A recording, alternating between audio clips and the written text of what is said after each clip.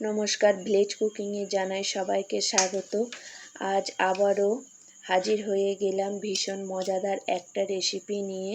আজকে আমি আপনাদের দোকানের মতো পারফেক্ট তৈরি করে দেখাবো। এটা তৈরি করা খুবই সহজ, ঘরোয়া থাকা উপকরণ দিয়ে সহজেই তৈরি করে নিতে পারবেন।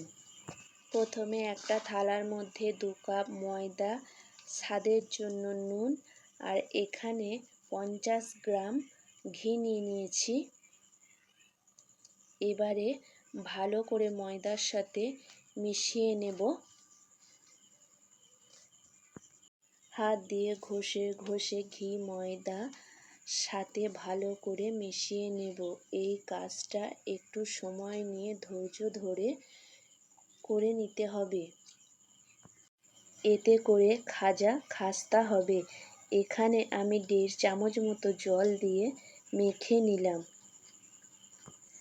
ময়দার ডোটা খুব বেশি শক্তও হবে না, আবারও খুব বেশি নরমও হবে না। ময়দার ডোটা 10 মিনিট ঢাকা দিয়ে রেখেছিলাম। এবারে আমি ঢাকাটা খুলে নিয়ে আবারও একটু মেখে নেব।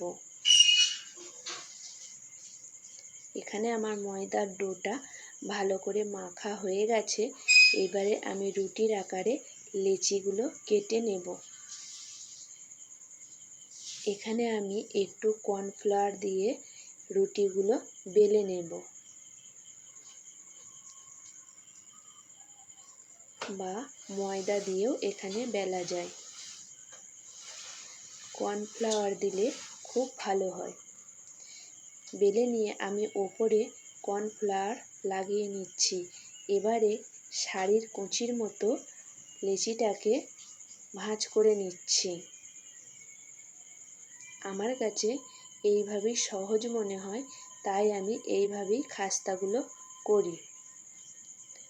প্রথমে এইভাবে একটু বেঁকিয়ে নিতে হবে, তারপরে ওপরে একটু জল দিয়ে এদিক থেকে ওটা সিল করে দিতে হবে, যাতে না ভাজার সময় খুলে যায়। দেখো, খুব সুন্দর এখানে সিলটা আমার হয়ে গেছে। এইভাবে সবগুলো আমি করে নেব। আরও একটা দেখাচ্ছি।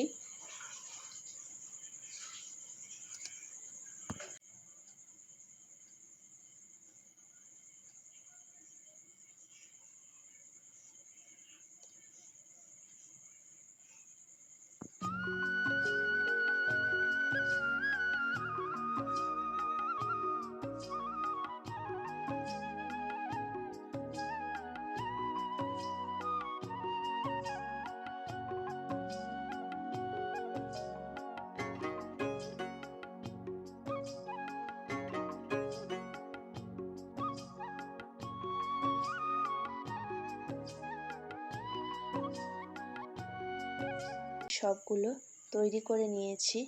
আবারও এখানে একটু কর্নফ্লাওয়ার দিয়ে এগুলো এবার আমি বেলে নেব।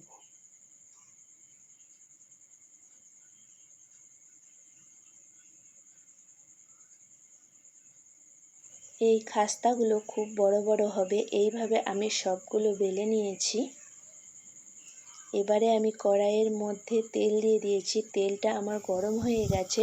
এবারে আমি একটা একটা করে ছেড়ে দিলাম। হালকা আঁচ রাখতে হবে।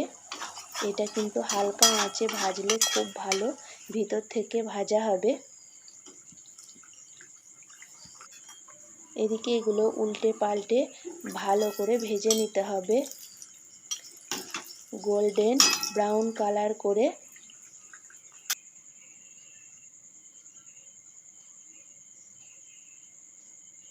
এগুলো আমার ভাজা হয়ে গেছে, আমি নামিয়ে নিচ্ছি। এদিকে শিরার জন্য নিয়েছিলাম 250 জল, 250 চিনি আর একটু ফুড কালার দিয়েছি। এখানে আমার শিরাটা হয়ে গেছে। এবারে আমি শিরাগুলো খাস্তার মধ্যে দিয়ে দিচ্ছি।